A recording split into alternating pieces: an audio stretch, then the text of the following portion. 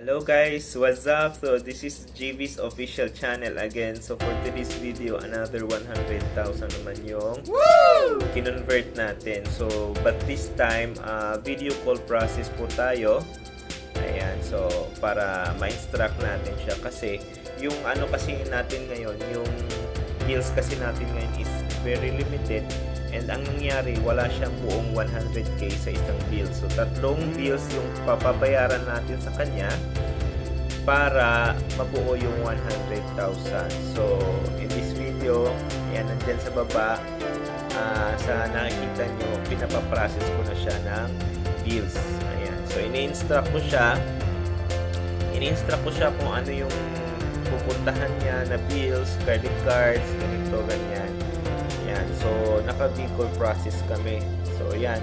Siya pansin, tinuturuan ko siya habang naka-video call kami sa Messenger. Ayan. So, good thing, gamit niya yung isang cellphone niya.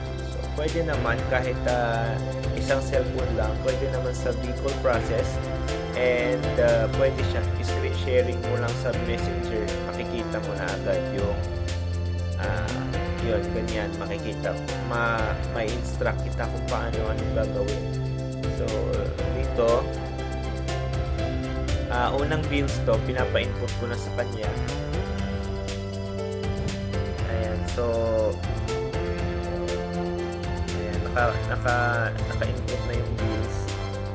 So, yan lang guys, ganyan lang yung vehicle process. Mas mabilis kasi yung vehicle process at makakasiguro ka na legit yung transact mo. Legit. Yung client at saka yung mismong trader. Maano mo talaga na, legit pala to siya. Ganun. Kasi mga scammer nagtatago lang yan sa likod ng camera. Hindi yan magpapakita. Ganyan. So, yan pumipili na siya ng installment plan sa first na 40,000 yung unang process niya. So yung mga dalawang bills na remaining is 30,000 yung bills. So yan, pinapa-download ko na siya na ayan, yung resibo niya ipapa-download para mamaya isi-send na niya yan sa akin. So next bill na naman tayo. Next bill is Union Bank. So meron pa siyang 60,000. Ayan, so yan, ganyan lang yung ano niya. Tinuturuan ko siya kung ano yung gagawin. Ayan. So, kung magpapa-convert kayo sa akin guys, video call process, pwede tayo. Pero yung mga yung 3,000, 6,000, ganyan hindi ako nag-video call process. Ano lang, screen recording lang. Ayan. So, kasi ito, malaki kasi ito, 100,000 yun sa kanya. So, para na din na kampante siya sa akin, ako din kampante sa transaction kung tama, kasi may mga tendency na nagkakamali yung client sa loan ID, account number, information, ganyan. So maganda siya na i-guide mo siya kung ano yung pipindutin kaysa i-chat mo, hindi mamaintindihan, minsan misunderstand ganun. So, yan, naglalagay na siya.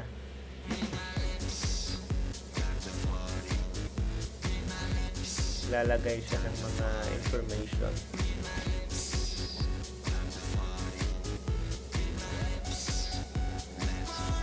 Yan, yung account number lang at saka yung email sa next, yung Union Bank. Yan. So, ngayon, for paying na siya.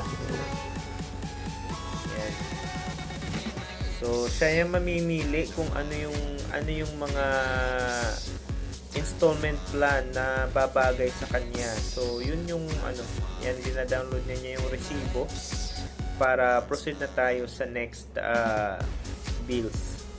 So, balik ulit siya. Ayan, medyo mabilis yan kasi pina-pass forward ko na yung video. Kasi matagal, 29 minutes yung 29 minutes yung total transaction namin from first call to payout, 29 minutes. So yan, Kasi mabilis lang din yung payout. Once na all transacted na, ready na yung funds, pwede na yung isend agad sa kanya. So, nag-ano pa kami kung saan namin isi-send, sa GCash or sa CIMB. May CIMB pala siya.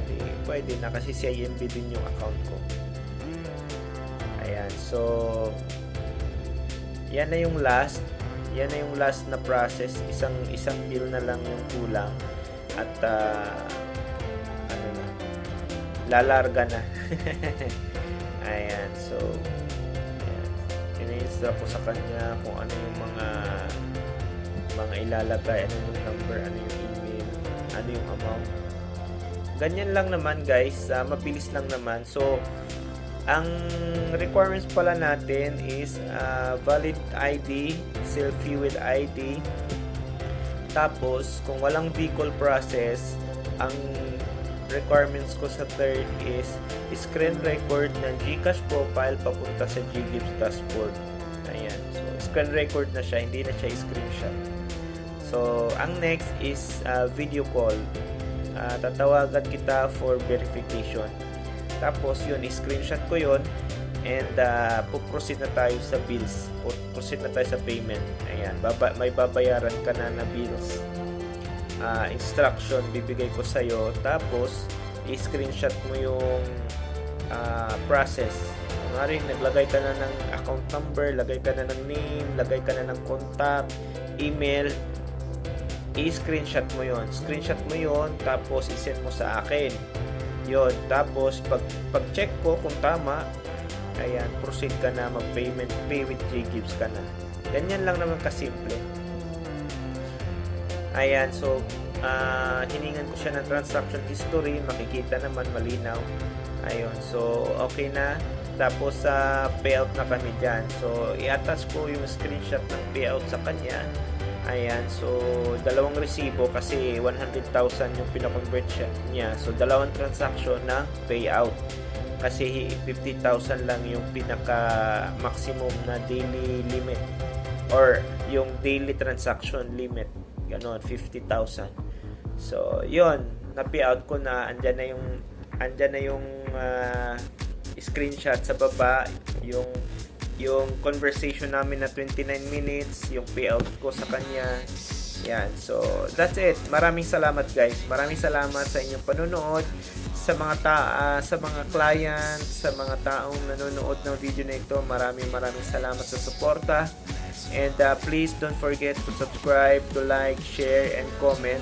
Sa mga interested na mga client dyan, mag-comment kayo sa baba or i-click nyo yung Facebook account na naka-attach dito sa channel na to.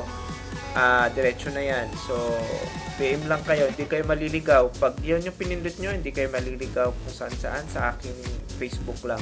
So, before you message me,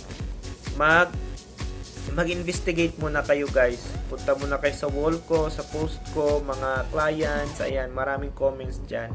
So, maraming salamat guys sa tiwala, sa mga naniniwala sa akin. Maraming salamat guys sa mga nagdududa. Hanap po kayo ng iba